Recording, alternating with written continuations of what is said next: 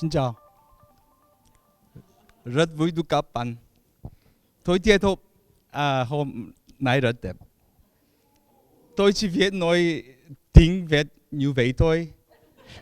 Nên bây giờ tôi sẽ nói bằng tiếng Hàn. 네, 안녕하세요. 저는 대구대학교의 임동욱입니다. 저희는 점심시간 때까지 5개의 발표를 듣도록 하겠습니다. 음료나 화장실이 필요하신 분은 발표 사이에 이동해 주시면 감사하겠습니다. 저희 제1세션은 콘텐츠를 중심으로 얘기를 할 것입니다. 흥미진진하고 재밌는 발표가 기다리고 있습니다. 이제 첫 번째 발표자를 모시도록 하겠습니다. 한국방송통신대학교 신춘호 선생님의 전통시대 바다를 통한 한배 교류 공간과 K 콘텐츠 확장 모색, 조한벽전, 최척전, 표류기 속의 연계도시 콘텐츠 교류 방안을 중심으로 라고 하는 어마어마하게 긴 제목으로 첫 번째 발표문을 열어주시겠습니다. 박수로 모시겠습니다.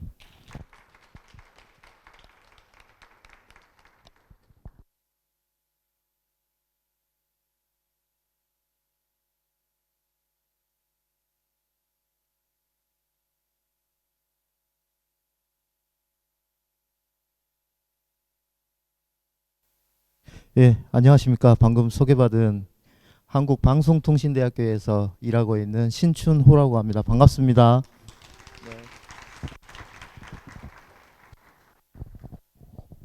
예, 제가 첫 번째 시작을 하게 돼서 상당히 부담스럽기도 한데요. 네, 예, 그럼에도 불구하고 예, 한번 해보겠습니다.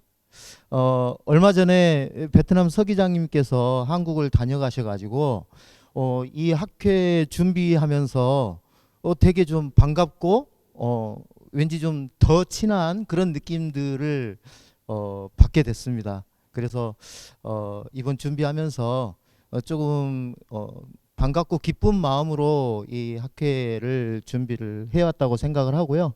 오늘 제가 여러분들께 소개를 하고 싶은 연구의 주제는 우리 전통시대의 바다를 통해서 우리 한국과 베트남이 교류했던 그런 그 현황들을 간략하게 살펴보고 그 안에서 앞으로 그러면 한국과 베트남이 어떤 그 콘텐츠를 협력하고 상호 교류할 수 있을까, 이거에 대한 내용들을 가지고 고민을 해본 그런 주제입니다. 그래서 사실 이 콘텐츠라고 하는 게 어떤 특정한 결과를 바로바로 낼 수 있으면 좋겠지만 그런 결과들이 아주 오래된 그런 경험과 깊은 성찰 후에 나타나는 그런 것도 있기 때문에 제 오늘 발표가 어떤 특정한 이 주제를 또는 결과를 바로 보여드리지는 못할지라도 적어도 그런 논의들을 할 수 있는 그런 출발점은 되지 않을까 하는 그런 마음에서 준비를 해봤습니다. 저는 제일 먼저 그동안에 한국과 베트남 간의 전통시대에 어떠한 그런 교류 양상이 있었는지를 살펴보는 것을 먼저 좀 보고요. 그 다음에 제가 베트남에서 특히 관심을 갖고 있는 것은 베트남에서 상대적으로 이 관심을 갖고 있는 지역들이 몇 군데 있는데 지금 저희가 서 있는 이 호치민이나 그리고 수도인 하노이, 그리고 이제 제가 조금 더 관심이 있는 곳이 바로 중부 지역에 있는 후에, 다낭, 호이안 지역입니다. 특히 오늘은 호이안에 대한 역사적인 그런 그 내용들 중심으로, 특히 우리 한국의 역사와 밀접한 관련이 있는 내용들을 중심으로 살펴보겠습니다. 그리고 이러한 호이안과 같은 대표적인 역사 도시들이 어떻게 이 콘텐츠로 서로 교류할 수 있는 그런 공간이 될 수 있을지에 대해서 살펴보려고 합니다. 들어가겠습니다. 먼저 이 전통시대 한국과 베트남의 이런 교류 관계는 인문유대의 측면에서 좀 방점이 있고요. 특히 두 가지 측면에서 이 교류의 양상을 살펴볼 수가 있을 것 같습니다. 한국도 삼면이 바다고 베트남도 동쪽 남쪽을 중심으로 해서 이 바다를 연하고 있는 그 해양 국가이기 때문에 바다를 통한 교류들이 있었다고 널리 알려져 있고요. 실제 그러한 그 역사적인 사실들이 많이 기록으로 남아 있습니다. 제가 오늘 바다를 통한 그 문화 교류의 양상과 그리고 외교 질서 안에서의 인문 유대의 방식 두 가지를 가지고 전통시대 한배 교류 양상을 살펴볼 것입니다. 특히 바다를 통한 문화 교류는 임진왜란, 이 한국에서 이 과거 조선에서 임진왜란을 전후해서 조한벽전이라고 하는 그런 그 고전 소설, 그리고 최척전, 이 표류기, 이러한 그런 그 이 고전 소설들을 중심으로 해서 내용들을 좀 살펴볼 거고요. 그리고 인문 유대의 측면에서는 과거의 중국 중심의 이 동아시아 세계 질서, 동아시아 질서, 세계 질서는 중국을 중심으로 한 그런 그 시대를 살았었습니다. 그런 측면에서 우리 한국과 베트남은 중국을 오가면서 외교 활동을 했던 그런 역사가 있기 때문에 이 중국의 특정한 공간에서 한국과 베트남의 그런 사신들이 외교적인 그런 질서 안에서 교류를 했던 측면들이 있습니다. 여러 가지 이제 제가 자료로 간단하게라도 제시를 하겠지만, 특히 대표적으로 한국에서도 널리 알려져 있고 베트남에서도 널리 알려져 있는 그런 역사적인 사실 중에 이 교류의 양상이 바로 1596년에 이 베트남 사신을 만났던 이 지봉 이수광이라고 하는 분과, 그리고 안남, 그 당시에는 안남이었죠. 안남에 사신 풍국관, 풍카코안의 그런 그 교류의 양상이 있습니다. 자, 그러면 저는 이제 바다를 통한 문화 교류의 양상과 그리고 외교 질서 안에서의 인문 교류를 가지고 어떻게 그러면 베트남이라고 하는 어떤 특정한 도시, 이 역사 도시 안에서 이 교류들을 모색을 해볼 수 있겠는가라고 하는 것으로서 제가 뭐 소략하지만 이 결론을 한번 내보도록 하겠습니다. 네, 지금 발표 시간에 4분의 1을 쓰셨기 때문에 속도를 조금 내주시면 네, 감사하겠습니다. 알겠습니다. 네, 지금 제가 여기 보여드리는 내용은 기존에 이 베트남과의 역사성을 드러낼 수 있는 다양한 자료들입니다. 여기에 물론 포함되지 않은 자료들도 많이 있고요. 역사가 오래되었다라는 것을 말씀을 드리는 거고요. 그 역사의 연원은 멀리 이 당나라에서 수확했던 신라의 학자 최치원의 이 개원필경에서 이미 안남이라고 하는 그런 그 역사성이 드러나고 있습니다.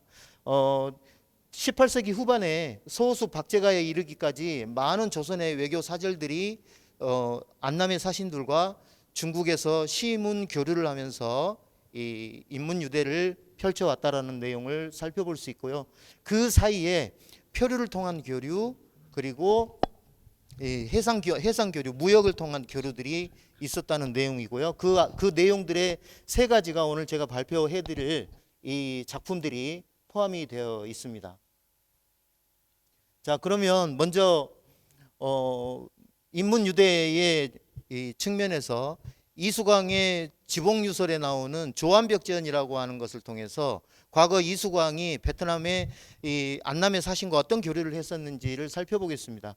1576년에 임진왜란 그 시기에, 그러니까 정유재란 시기에 이 정유재란을 앞두고 그 조선에서 사신을 보냈는데, 그때 이수광이 북경의 옥화관에서 안남 사신 풍국관과 교류를 하게 됩니다. 약 50일 동안 묵으면서 시문 창화를 나눴는데, 그때 풍국관이 이 만수성절 경하 시집이라고 하는 시집을 만들면서 이수광에게 서문을 작성해 달라고 요구를 합니다. 그 책이 오늘날 베트남에서 널리 알려지고 있는 풍국관의 자료이고요.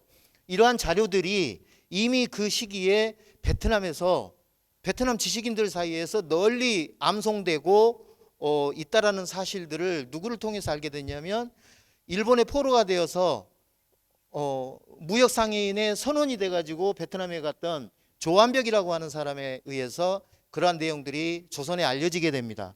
네, 이 지봉 이수광이 이 풍국관과의 교류를 통해서 이미 인문 유대의 그런 이 역사를 이루어 왔다라는 말씀을 드렸고요.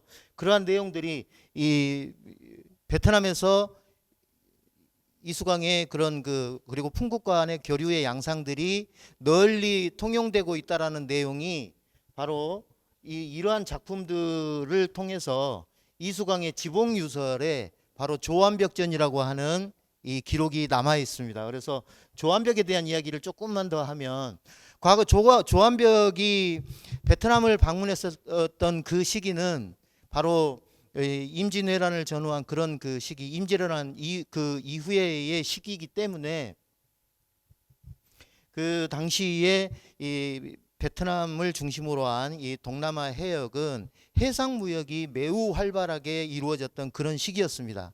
특히 이제 일본의 무역 상인들은 이 지역을 빈번하게 오갔는데, 조암벽이 임진왜란의 일본인 포로가 되어서 일본의 상인에 의해서 선원이 돼가지고 이곳 베트남에 오게 되는 그런 그 과정을 겪었는데, 그때 조암벽이 여기에서 이 베트남에 도착했던 곳은 바로 이 하노이 근처에 있는 흥원이라고 하는 곳입니다. 그 일대에서 그쪽에 관리의 집을 방문하고 지식인들의 교류 양상을 보고, 그 다음에 문묘에서 지식인들이 이수강의 시문을 능수능란하게 외우고 있다라는 그런 사실들을 목도했던 거고요. 그 당시에 이제 이 조암벽이 그러한 내용들, 그리고 베트남의 문화들을 경험한 그런 내용들을 조암벽전에 꼼꼼하게 기록을 했습니다. 그래서 나중에 이 그 조암벽전이 조선에 이제 널리 알려지게 되었는데, 이미 그때 오늘날 얘기하는 한류라고 하는 것들의 그런 모습이 이 조암벽전을 통해서 이미 베트남 사회에서는 이런 한류의 양상들이 드러났다라고 보여질 수 있습니다. 그리고 그 당시에 이제 이 중요하게 생각했던 그 이 해상 무역의 거점 공간으로서 저는 이제 호이안을 이제 생각을 하고 있습니다. 물론 호치민이나 그 다음에 저 위에 있는 도시 있는 이 하노이 연안이라든가 그 다음에 중부 지역에 많은 무역항들이 있었지만, 특히 이제 호이안 같은 경우는 우리 역사와 한국의 역사와도 밀접한 관련이 있는 곳들이기 때문에 그렇습니다.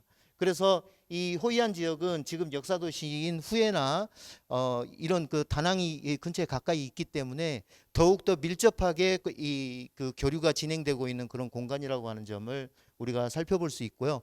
특히 그 당시에 동남아 해상 무역이 발달했을 때는 반드시 그 무역항에는 일본인 마을과 중국인 마을, 이런 마을들이 형성이 돼 있었기 때문에 그러한 이 현장의 그 흔적들이 지금도 호이안에는 잘 남아 있습니다. 그리고 그 안에서 이런 이 표류인들 또는 무역 상인들의 이 만남만 있었던 게 아니라, 지금 제가 그 뒤에서 말씀드리고 싶은 이 최척전의 주인공들이 바로 여기서 만난 공간이기도 하다는 점에서 매우 이 베트남과 한국의 역사에서 친연성이 있는 공간이라고 할 수 있습니다.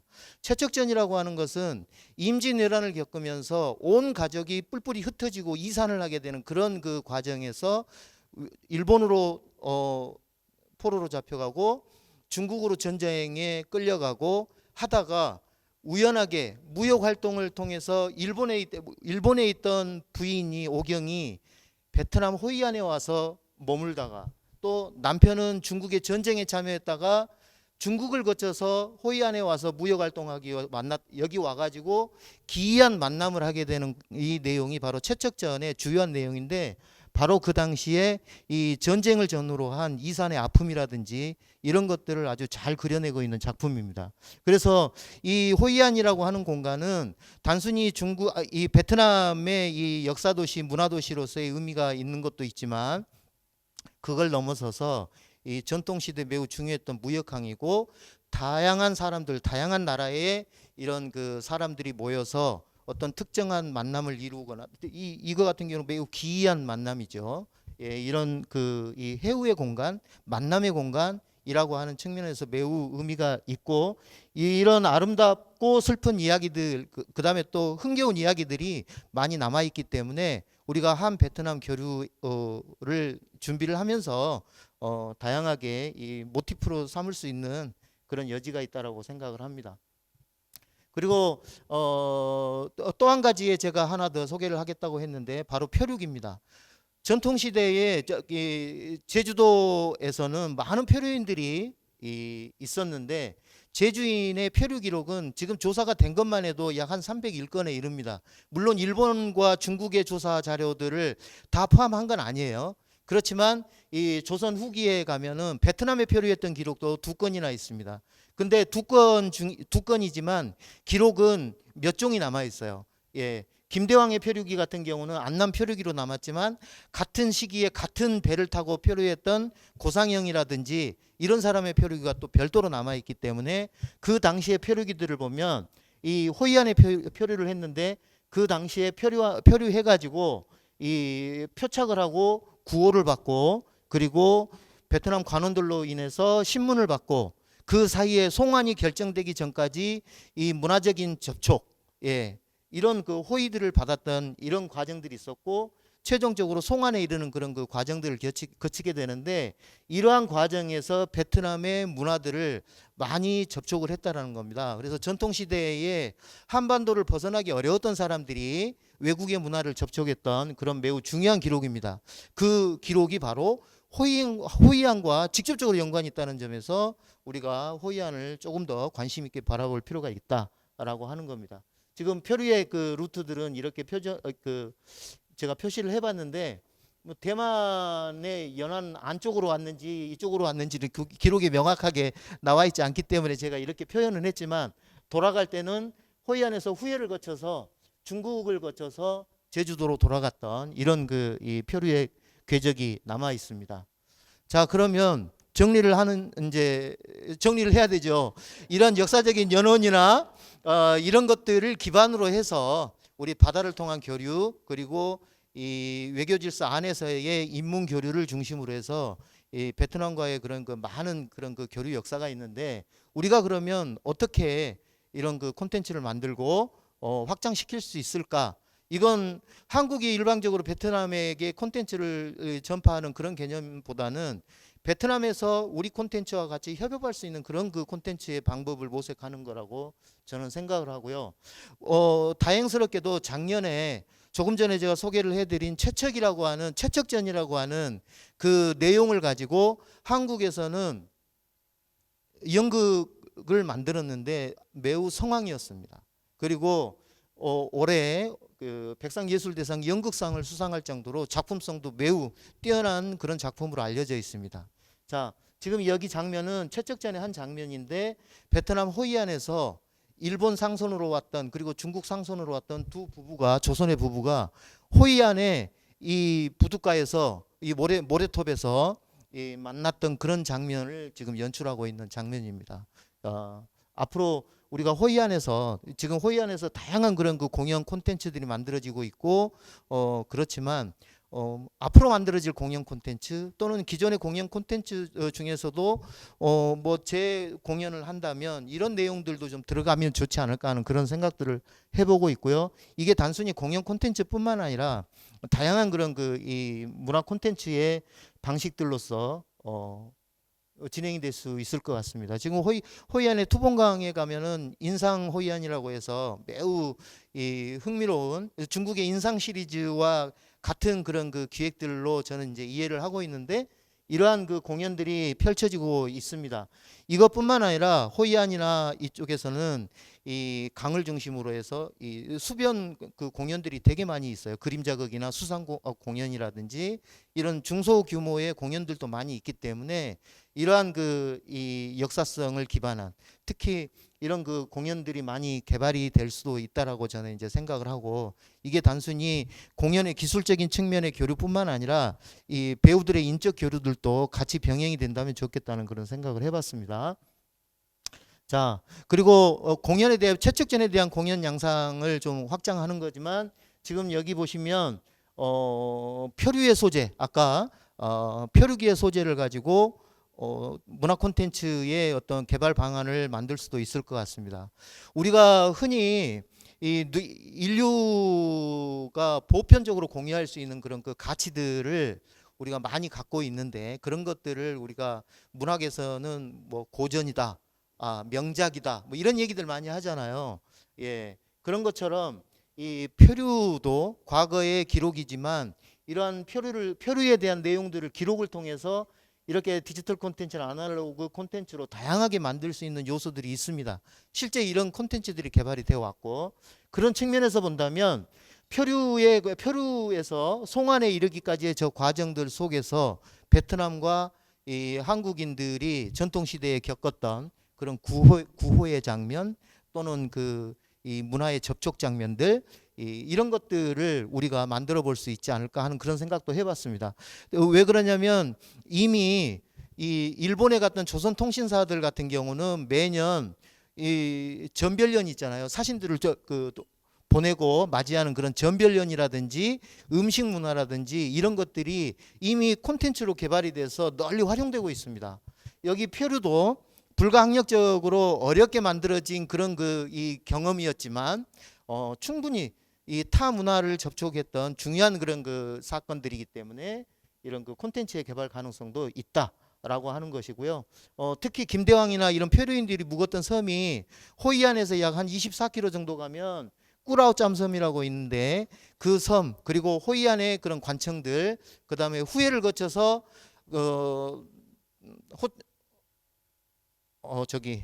하노이를 거쳐서 돌아왔던 그런 이 과정들도 충분히 콘텐츠의 이 과정으로 볼 수 있겠다. 그래서 저는 이 해양 관광 콘텐츠, 특히 다크 투어리즘의 관점에서 관광 콘텐츠 그리고 보건 재현 프로그램 그리고 공연 콘텐츠의 이런 개발들의 아이디어로서 이런 이 표류기나 그 다음에 최척전이나 조한벽전 이런 것들, 그 다음에 이수광의 교류 이런 것들이 활용될 수 있을 가능성이 있다라고 보여집니다. 마지막으로 정리를 하면 제가 앞서 세 가지의 그런 과거 역사 기록들을 제가 소개를 해드렸고요. 이 조한벽전, 최척전, 표류기는 바다를 통한 교류의 양상입니다. 그리고 무역과 표류라고 하는 그런 주제를 가지고 있고, 그 다음에 하나는 인문 유대의 성격, 이 외교의 문제, 그 다음에 문인들 간의 이 인문 교류라고 하는 측면에서 매우 중요한 그런 모티브를 주고 있다라는 것들을 제가 말씀을 드렸습니다. 그래서 저는 이제 이 주요 도시 하노이라든가 호치민이라든가 이런 주요 도시에 관심도 있지만 특히 호이안이라고 하는 이 역사 도시가 주변의 후에라든가 다낭이라든가 이런 공간들과 같이 연계를 해서 콘텐츠 개발할 수 있는 많은 가능성이 있다. 여러분들 그런 얘기 들어보셨죠? 후에와 호이안의 중간에 다낭이 있습니다. 그렇죠? 다낭은 우리 베트남에 들어오는 해외 관광객의 수가 약 1,600만이 된다고 하는데 그 관광객의 4분의 1, 약 400만 이상이 한국 관광객입니다. 그 정도로 베트남의 관광에 그런 큰 역할을 하고 있는 비중을 차지하고 있는 곳이 바로 한국인데, 그래서 흔히 이런 얘기합니다. 다낭을 경기도 다낭시라고 하는 얘기도 있어요. 실제 이제 얼마 전에 뭐 대통령도 그런 표현을 쓰긴 했는데 실제 그런 얘기들이 있습니다. 그만큼 다낭 공항을 통해서 들어오는 한국인들이 많기 때문에 그렇다고 이제 생각을 하는 건데요.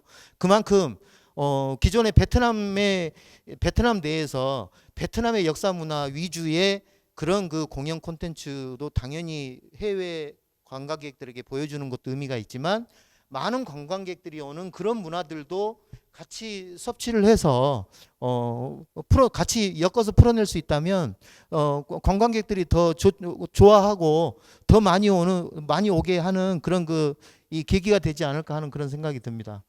그런 점에서 전통 시대의 이런 주요한 내용들이 이 역사적인 그런 연원들이 앞으로 베트남의 그런 이 문화 콘텐츠 발전 또 한국의 이 글로벌 콘텐츠화를 도모하는 데 있어서 나름대로 좀 의미가 있었으면 좋겠다라고 하는 의미로 지금 연구를 하고 있습니다. 아직 뭐 정확하게 이게 논문이 완성된 건 아니기 때문에 많이 부족합니다. 경청해 주셔서 감사합니다.